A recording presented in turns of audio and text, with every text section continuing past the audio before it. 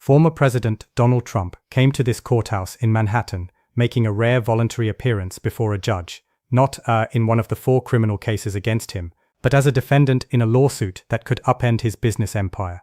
Now, last week, the judge in this case, Arthur Angaran, he ruled that Donald Trump committed years of fraud by giving banks and insurance companies and others financial statements that inflated his wealth by billions of dollars and inflated the value of assets like skyscrapers and golf courses. As punishment, the judge said that he's taking away some of Donald Trump's companies, and that could lead to taking away some of his prized assets like Trump Tower. At lunch, he called for the judge's disbarment, said he should face criminal charges for his handling of this case.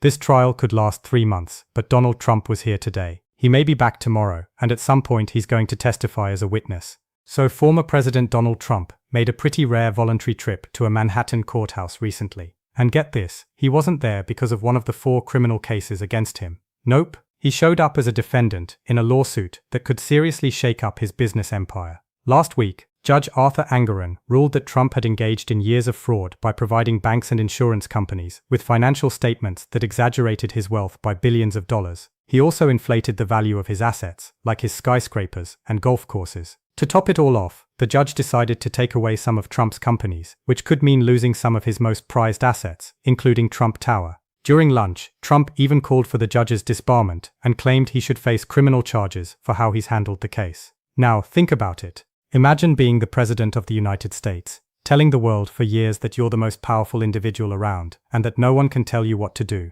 Then, out of the blue, the Chief Justice of the Supreme Court, who heads the entire federal judiciary, publicly tells you to sit down and follow the law like everyone else. This week, Chief Justice John Roberts did just that, delivering one of the most astonishing judicial rebukes to a sitting president in recent American history. Sources inside the White House say that Trump completely lost it over this.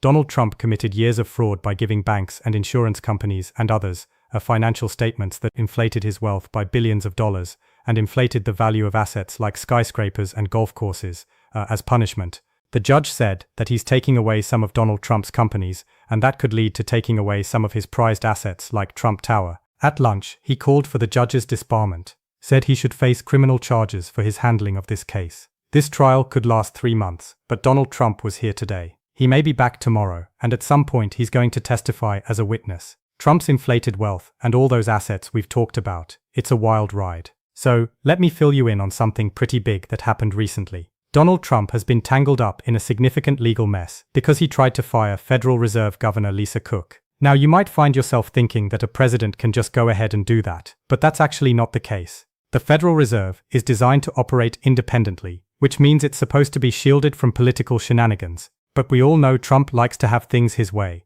and independence doesn't quite fit into his playbook. When things didn't go his way with Cook, he decided to remove her because she wasn't aligning with his expectations. However, the courts quickly jumped in to say, "Whoa, hold on there. You can't just fire people from the Federal Reserve because you're unhappy with their decisions.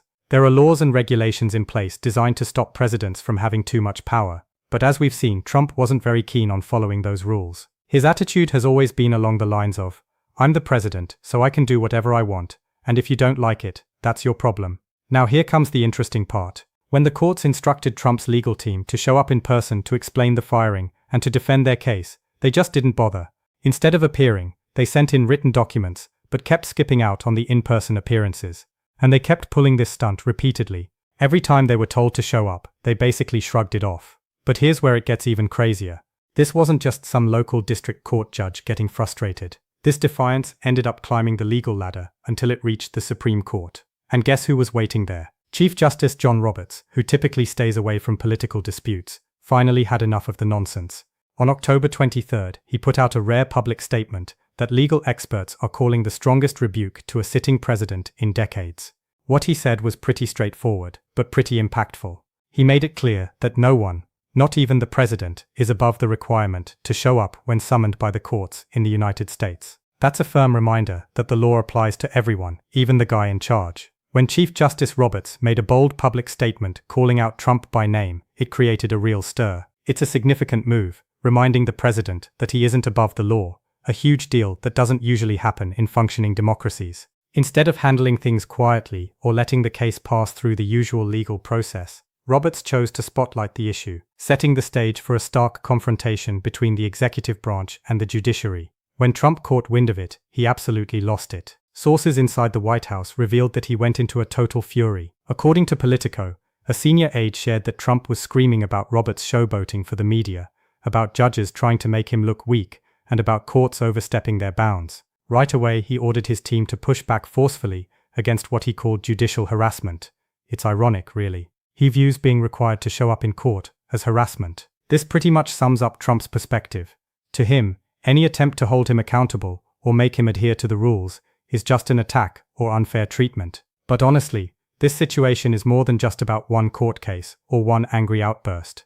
It's a fundamental clash regarding presidential power and the rule of law. Throughout his presidency, Trump has been pushing the limits of executive authority, testing how much he can get away with. For a long time, he seemed to escape consequences, ignoring court rulings or dragging things out indefinitely. Now though, Roberts' public stance changes everything. The head of the Supreme Court is firmly drawing a line, emphasizing that Trump can't just ignore court orders or pick and choose which laws apply to him. This is a reality check for Trump, who feels entitled to unlimited power, thinking he should be able to fire anyone he pleases or dismiss court orders he dislikes. The Chief Justice's message delivered publicly tells him he's mistaken. He must follow the law just like everyone else. This kind of public humiliation is something Trump simply can't tolerate. And we're witnessing this unprecedented conflict unfold right now. It looks like we're in for quite a ride with a developing constitutional crisis. And honestly, things are about to get a lot more complicated. So, let's take a closer look at why this whole situation is such a big deal and what legal background we're dealing with here. At first glance, you might think, oh, Trump got upset with a judge. What's new? He's always getting mad at judges, right? But this time, it goes deeper than just one of his usual complaints.